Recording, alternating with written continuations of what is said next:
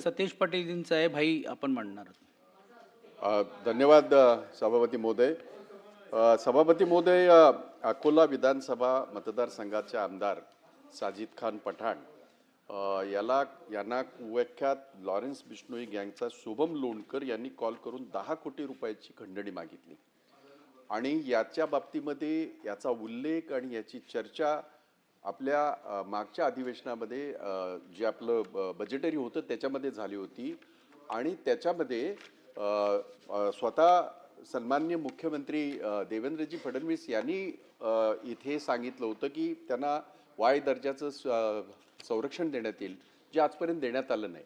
आणि कालच त्याने परत फोन केला या आमदाराला आणि परत त्याला जीवे मारण्याची धमकी. कालचं त्यांचं जे हे आहे हे संपूर्ण ह्या पेन ड्राईव्हमध्ये त्यांचं बोलणं हे मी आपल्याकडे पाठवतो.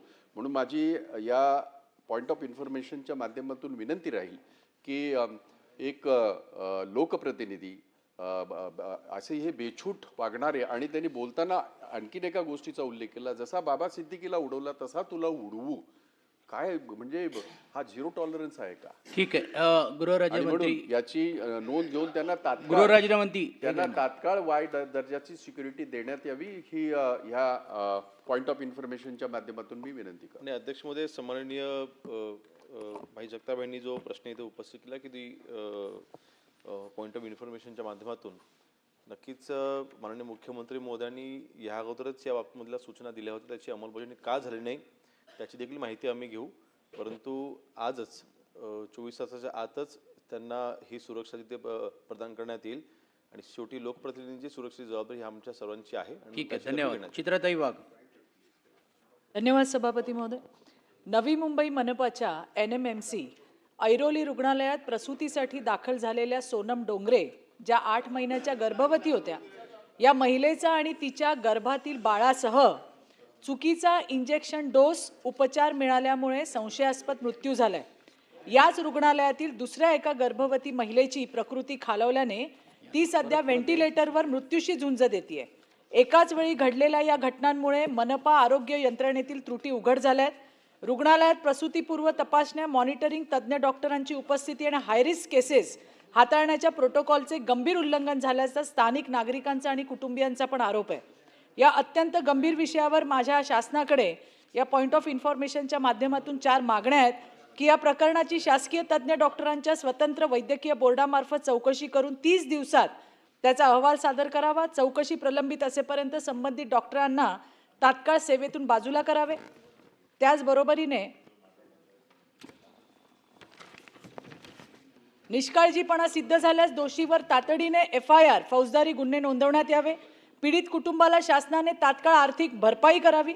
भविष्यात अशा घटना टाळण्यासाठी नवी मुंबई मनपाच्या सर्व प्रसूतीगृहांचे आणि आपत्कालीन आरोग्य यंत्रणेचे तातडीने सेफ्टी ऑडिट करण्यात यावे. या संवेदनशील विषयावर माननीय आरोग्यमंत्र्यांनी सभागृहात तातडीने निवेदनही करावे. ही पॉइंट ऑफ इन्फॉर्मेशनच्या माध्यमातून मी आपल्या समोर मांडत आहे. धन्यवाद. शासनाने नोंद घ्यावी. अभियंकरजी. धन्यवाद सभापती महोदय.